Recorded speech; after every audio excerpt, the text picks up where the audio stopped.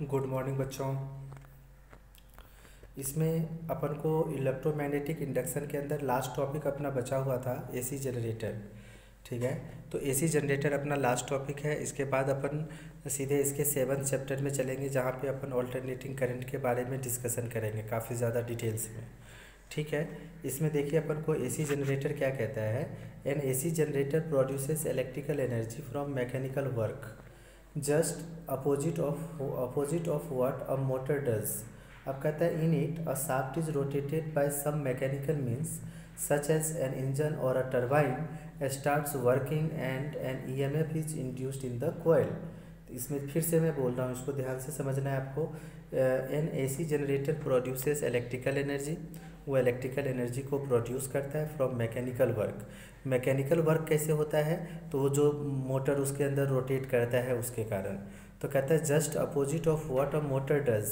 अब कहते हैं in it a shaft is rotated by some mechanical means such as an engine or a turbine starts working and EMF is induced in the coil. ठीक है, अब इसका बेचा देखो प्रिंसिपल है। इसमें अपन को कहता है कि it is based on the phenomena of electromagnetic induction which states that whenever magnetic flux linked with a conductor or a coil change an EMF is induced in the coil। ठीक है, अब अपन कहते हैं main parts of AC generator. The main parts of AC generator are shown in the figure and discussed as given below. इसमें अपन कहते हैं आर्मेचर। इसमें कहते हैं कि अपन अ रेक्टेंगुलर कॉइल होता है ABCD consist of a large number of turns of a copper wire wound over a soft iron core is called armature. है ना, इसको मैं दिखाऊंगा, फिगर इसके अंदर बना हुआ है, उसमें देखेंगे आर्मेचर किसको कह रहे हैं। उसके बाद अपन कहते हैं the soft iron core is use to increase the magnetic flux. ठीक है, अब अपन को दूसरा होता है फील्ड मैग्नेट। तो अपन कहते हैं कि जैसे 2 pieces of the strong electromagnet, जैसे नॉर्थ एंड साउथ पोल का जो है स्ट्रॉन्ग होना चाहिए। उसके बाद अपन को कहते हैं कि स्लिप रिंग्स यूज़ करते हैं। इसमें कहते हैं कि the ends of a coil ABCD are connected to 2 hollow metallic rings R1 and R2 brushes. इसमें B1 and B2 are 2 flexible metal plates और carbon rods. They are fixed and are kept in slight contact with the R1 and R2। जो ये metallic rings लगे हुए हैं R1 and R2, इसके साथ इसको फिक्स कर दिया जाता है ब्रूसेस को। ठीक है, स्लाइटली कॉन्टैक्ट रहता है, कार्बन रोड्स होता है जिसको वो हमेशा मतलब कि उस पर कोई कुछ जमा उमा हो जाता है तो उसको वो साफ करने के काम में आ जाता है। ठीक है, ये इसका फिगर है। देखो इसमें अपन कह सकते हैं इसके अंदर ये अपना ABCD जो है आर्मेचर ऑफ द कॉइल हो गया। ये नॉर्थ साउथ अपन को मैग्नेटिक फील्ड हो गया। इसी मैग्नेटिक फील्ड के अंदर इसको प्लेस कर देते हैं। यहाँ पे अपन ने B1 and B2 carbon rod का ब्रेसेस लगा रखे हैं। ये स्लिप रिंग्स है जो R1 एंड R2 से रिप्रेजेंट कर रखे हैं। ठीक है, यहाँ पे एक लोड R रेजिस्टेंस के क्रॉस लगा हुआ है। इसी से हमें ऑल्टरनेटिंग EMF जो है इसके अंदर इंड्यूस होता है, जिसको हम मेज़र करने का काम करते हैं। ठीक है, अब अपना है थ्योरी एंड वर्किंग। इसमें कहते हैं कि as the armature of the coil is rotated in uniform magnitude या magnetic field, the angle theta between the field and the normal to the coil change continuously. तो देयरफॉर अपन magnetic flux linked with the coil change and an EMF is induced in the coil. तो कहते हैं according to Fleming right hand rule current induces in AB is from A to B and it is from C to D।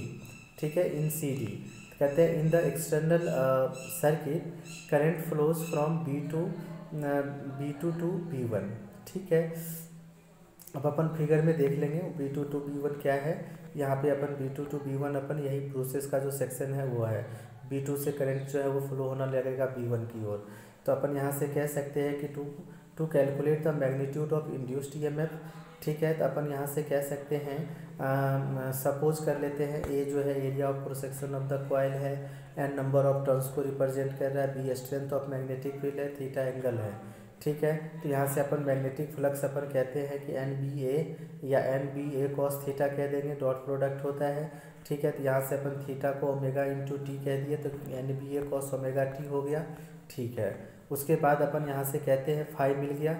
अब अपन को flux चाहिए। ठीक है, तो अपन कहते हैं as the coil rotates angle theta change. तो कहते हैं कि therefore magnetic flux linked with the coil change and hence an EMF is induced in the coil. At this instant t, अब कहते हैं if E is the EMF induced in the coil, then EMF is equals to minus के D phi upon में D T, तो minus के D upon में D T N B ए cos omega T. ठीक है, तो यहाँ पे एन बी ए बाहर आ जाएगा, डी अपॉन में D T cos omega T हो जाएगा।